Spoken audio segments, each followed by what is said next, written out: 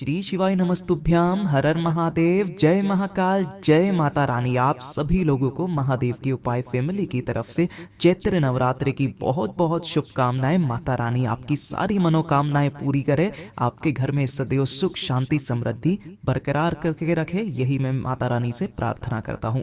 देखिए, चैत्र नवरात्रि की जो शुरुआत हो रखी है 2024 में, वो 9 अप्रैल से 17 अप्रैल तक चलने वाले हैं। और ये जो 9 दिन होते हैं ना, माता रानी का सच्चे मन से जो व्यक्ति पालना कर लेता है, जो व्यक्ति सच्चे मन से माता रानी से कुछ भी मांग लेता है ना, उसकी सारी मनोकामनाएं पूरी जरूर होती है। ठीक है, काफी सारे लोगों के मेरे पास में मैसेजेस आए कि भैया चैत्र नवरात्रि के अंदर जो घट स्थापना होती है, जो कलश स्थापना करनी होती है, वो किस समय पर करनी है, इस बार क्या मुहूर्त है, कौन से समय पर हमें करनी है, क्योंकि इस बार सूर्य ग्रहण भी लग रहा है जो कि एक दिन पहले सोमवती अमावस्या के दिन है। तो किस समय पर हमें करना है, कुछ एक लोग बता रहे हैं कि पंचक दोष भी है, तो हमें कैसे कलश की स्थापना करनी है, जवारे हमें कैसे करके बोनी है, सब कुछ इस वीडियो के अंदर हम लोग पूरी बात करेंगे। तो ध्यान से सुनते चले जाना, समझने की कोशिश करना। पूज्य गुरु जी की कथा से सुन करके और समझ करके बड़े आसान भाषा में आपको बताऊंगा, वीडियो को अंत तक जरूर देखिएगा। सबसे पहले तो चैत्र नवरात्रि में जो आपको जवारे बोनी होती है, कलश स्थापना करनी होती है ना, उसका कितना बड़ा महत्व होता है वो मैं आपको बता देता हूँ। कि जिस घर में घट स्थापना यानी कि कलश स्थापना करी जाती है, जवारे बोई जाती है ना, उस घर की जितनी भी नकारात्मक ऊर्जाएं होती है ना, वो सारी खत्म हो जाती है। और जिस कामना से आप इस घट स्थापना को करते हो, जवारे बोते हो ना, आपकी वो कामना निश्चित रूप से पूरी होती है। इतना अद्भुत दिन माना गया है चैत्र नवरात्रि का। वैसे साल में 4 नवरात्रे पड़ते हैं, 2 गुप्त नवरात्रे होते हैं और 2 होते हैं जिसमें से एक शारदीय नवरात्रे जो अक्टूबर में निकल गए है ना, और अब ये हैं साल के नवरात्रे, चैत्र नवरात्रे। और इस दिन आपको कलश स्थापना का मुहूर्त कैसे करना है, किस तरीके से आपको ये वाली जवारे कहनी है ना, किस तरीके से घट स्थापना करनी है, कौन सा कलश आपको लेना है, सारी जानकारियां इस वाले वीडियो के अंदर लेंगे। साथ ही साथ कौन सा उपाय हमें करना है, उसके बारे में भी आज के इस वीडियो में हम लोग बात करने वाले हैं। सबसे पहले बात कर लेते हैं कि चैत्र के नवरात्रों में जो कलश स्थापना का शुभ मुहूर्त है वो क्या है, किस समय पर हमें करना है। अगर आप ध्यान से देखेंगे तो चैत्र नवरात्रि का जो आरंभ हो रहा है ना इस बार, वो 9 अप्रैल मंगलवार से हो रहा है। और चैत्र नवरात्रि का आरंभ हर साल चैत्र मास की प्रतिपदा तिथि से होता है, ये भी हमें पता है। और इस बार बहुत शुभ योग बन रहे हैं, टोटल 4 राजयोग बन रहे हैं। 4 राजयोग का महासंयोग रहने वाला है। साथ ही साथ इसी दिन सिद्धि योग भी है, स्वार्थ सिद्धि योग भी है, दोनों का शुभ संयोग भी मिल रहा है। और इसी दौरान जो अभिजीत मुहूर्त पड़ेगा, उस अभिजीत मुहूर्त में हमें घट की स्थापना करनी है। जैसा कि मैंने आपको पहले भी बताया था कि कुछ समय के लिए पंचक भी लग रहा है, तो पंचक के बीच में आपको घट स्थापना गलती से भी नहीं करनी है, बहुत बड़ा दोष लगेगा, कुछ न कुछ अपशकुन भी हो सकता है। ठीक है, तो ध्यान से सुनना किस तरीके से क्या क्या करना है। चैत्र नवरात्रि में जो घट स्थापना यानी कि जो कलश स्थापना का मुहूर्त है, वो है मंगलवार 9 अप्रैल में सुबह 7:32 तक तो पंचक रहने वाला है। ध्यान रखना, पंचक के अंदर घट स्थापना नहीं होती है, ठीक है ना। और इसके बाद ही घट स्थापना करना शुभ होता है। तो इसीलिए घट स्थापना यानी कि जो कलश स्थापना है ना, वो हमें कब करनी है, इसके बाद 9:11 तक अशुभ चौगड़िया रहने वाला है। और घट स्थापना के लिए इस समय का भी अपने को काम में नहीं लेना है, त्याग करना है। शुभ चौगड़िया लेकर के चलो, तो एक तो ये पड़ रहा है 9:12 से लेकर के 10:47 तक। इसी दौरान आप चाहो तो घट स्थापना कर सकते हैं, परंतु जो सबसे सर्वोत्तम मुहूर्त माना जाता है वो माना जाता है अभिजीत मुहूर्त। ठीक है, और इस दिन जो अभिजीत मुहूर्त है उसका जो समय है वो आपको यहां से मैं हाईलाइट करके रख देता हूं। देखिए ध्यान से, 11:57 से लेकर के 12:48 तक रहने वाला है। अब कौन सा वाला, रात का या सुबह का, तो ध्यान से सुनिएगा। ये वाला जो समय है ना, 9 अप्रैल को सुबह AM से लेकर के 12:48 PM तक रहने वाला है। इसी को अभिजीत मुहूर्त कहा जाता है। और अभिजीत मुहूर्त में ही घट स्थापना यानी कि कलश स्थापना को शुभ माना गया है। ठीक है, तो आपको इसी समय में ये काम करना है। अब करना कैसे है, उस चीज के बारे में भी जानकारी ले लेते हैं। देखिए, आपको क्या क्या चीजें चाहिए वो सारी चीजें और साथ ही साथ विधि दोनों को एक साथ बताऊंगा, तो आप कॉपी पेन लेकर के साथ में रख लीजिएगा।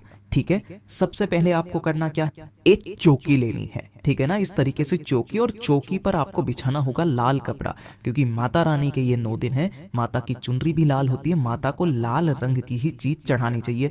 तो उस चौकी पर आपको लाल रंग का कपड़ा आपको लगा लेना है। और उसके पश्चात काफी सारे लोग कंफ्यूज रहते हैं कि भैया मिट्टी का कलश लें या किसी भी मेटल का कलश लें। आप कोई सा भी ले सकते हो, लेकिन चैत्र नवरात्र है ये, जब भी आप घट की स्थापना करें हमेशा कोशिश किया करें कि मिट्टी का कलश ले। तो आपको एक मिट्टी का कलश ले लेना है। इस मिट्टी के कलश को जब आप अपने घर पर लेकर के आओगे ना और इसे धोओगे, ठीक है, तो धोते समय इसके अंदर आपको हाथ नहीं डालना है, ये चीज ध्यान रखना। कुछ भी कर लेना, लेकिन इसके अंदर आपको हाथ नहीं डालना है ना। हाथ से ऐसे साफ नहीं करना, केवल थोड़ा सा जल इसके अंदर डाल करके ऐसे गोल गोल घुमा करके बाहर से ही और फेंक देना। इस तरीके से आप साफ करना, अंदर हाथ मत घुमाना। पहला काम तो आपने घट ले लिया।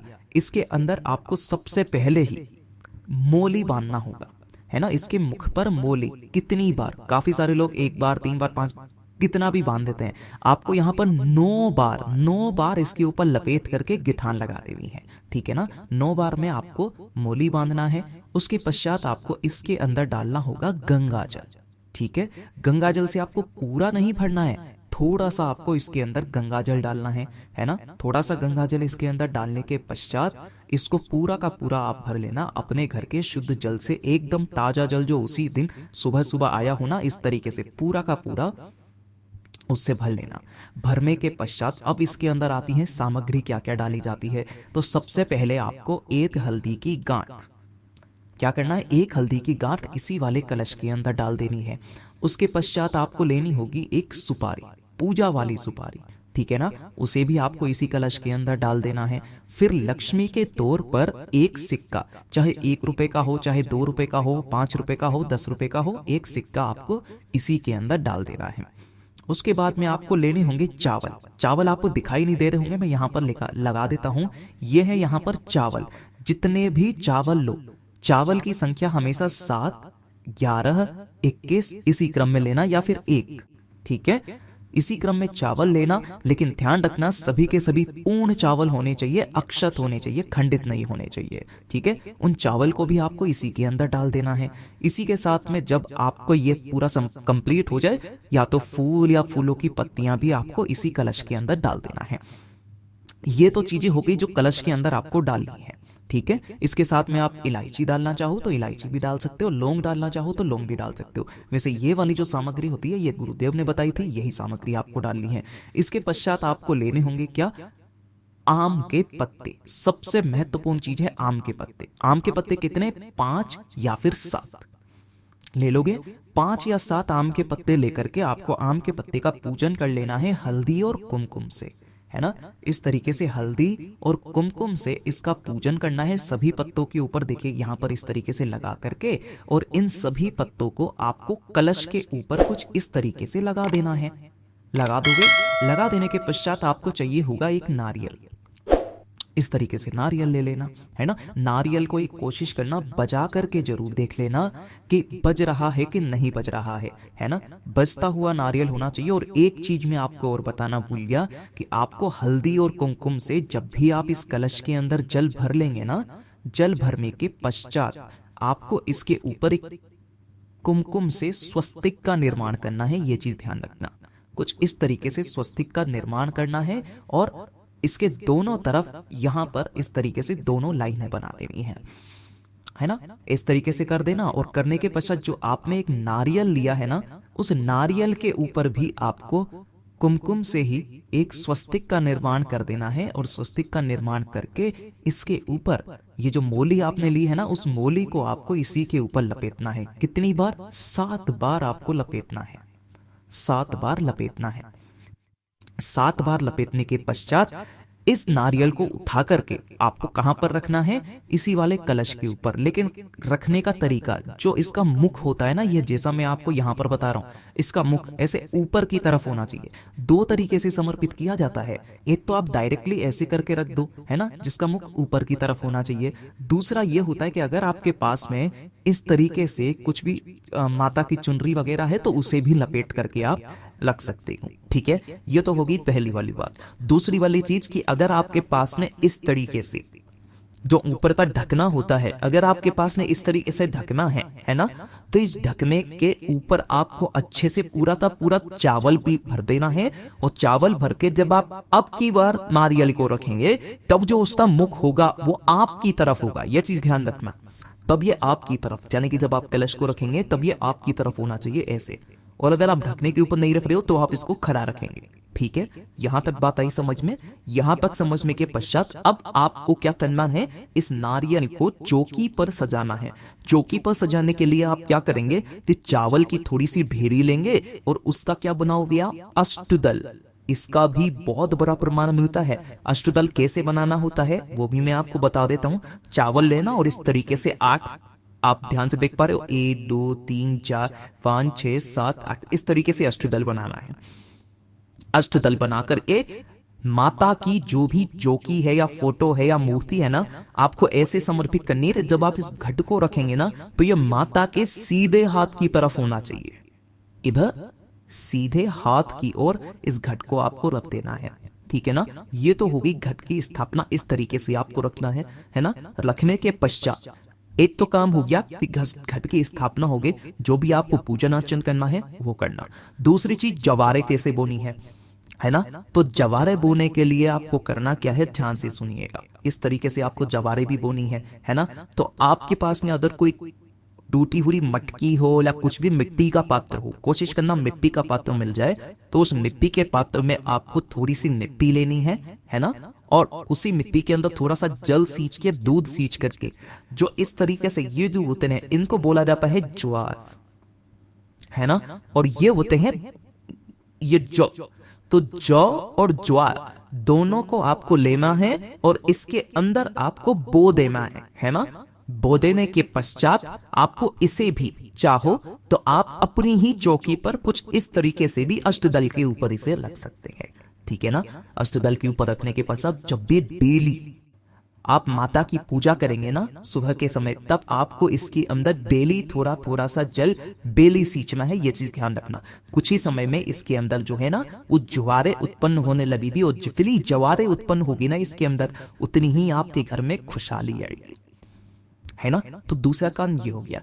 तीसरे नंबर पर जब भी आप माता रानी का दीपक लगाओगे तो एक चीज हमेशा ध्यान में रख लेना कि माता रानी का दीपक हमेशा लंबी बाती का लगता है ना। जो अखंड दीप आप लगाओगे ना 9 दिन तक जो लगातार चलेगा, लंबी बाती का दीपक, और इसके अंदर भरना होगा केवल और केवल गाय का घी, और किसी का भी घी नहीं। 9 दिन तक लगातार चलता है ये। ठीक है ना। चाहो तो आप कलावे की बत्ती लगा लो, है ना। कलावे की बत्ती सबसे बेस्ट होती है। मैं अपने घर पर भी कलावे की बत्ती ही लगाता हूँ, है ना। लंबी बत्ती होनी चाहिए, गाय का घी भरे रहना चाहिए। अब सबसे बड़ी बात यह आ जाती है कि इस बत्ती का मुख आपको रखना किस तरफ है। काफी सारे लोग बहुत बड़ी गलती कर देते हैं कि बत्ती का मुख अपनी मर्जी से किधर भी रख देते हैं। नहीं रखना चाहिए। आपको चारों दिशाओं के बारे में मैं आपको बता देता हूं, जो कि वो भी है पूर्व, पश्चिम, उत्तर और दक्षिण। सबसे पहले इस बत्ती का मुख अगर आप दक्षिण दिशा की तरफ रखते हो तो पता है क्या होता है, 1 साल के अंदर कोई ना कोई घात जरूर लगती है। घात लगती ही लगती है, और ऐसी घात लगती है कि आप जीवन भर उससे उबर नहीं पाओगे। इसलिए गलती से भी दक्षिण दिशा की तरफ इस बत्ती का मुख मत रखना।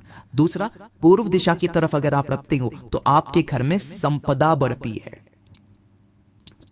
ठीक है, संपदा बढ़ती है। पश्चिम में रखते हैं तो आपके घर में वैभव, यश, मान सम्मान, कीर्ति स्थापित होती है ना। और उत्तर दिशा की तरफ जनरली रखा जाता है। ये किस लिए रखा जाता है, ये रखा जाता है आयु में वृद्धि के लिए। परिवार के लोगों की आयु में वृद्धि होती है और साथ ही साथ अकाल मृत्यु नहीं होती। इतना बड़ा महत्व होता है बत्ती का मुख किस दिशा में रखें उस तरफ। उपाय कौन सा करना है, 9 दिन 9 फूलों वाला जो उपाय है ना, इसी वाले चैनल के ऊपर तेल के बिन मैं डालने वाला हूं, तो चैनल को सब्सक्राइब जरूर कर दीजिएगा। इसी तरीके से आपको कलश की स्थापना करनी है, घट की स्थापना करनी है। माता रानी आपकी सारी मनोकामनाओं को पूरा करे। ये जो 9 दिन होते हैं ना, या आपकी समस्त मनोकामनाओं की पूर्ति के सबसे अचूक दिन होते हैं। तो जैसा गुरुदेव ने बताया वैसा आसान भाषा में आपको बताने का संपूर्ण प्रयास किया। वीडियो पसंद आया वो तो लाइक जरूर करना, साथ ही साथ चैनल को सब्सक्राइब जरूर कीजिएगा। मैं आपसे मिलता हूं अगले वीडियो में, तब तक ओम नमः शिवाय, जय महाकाल।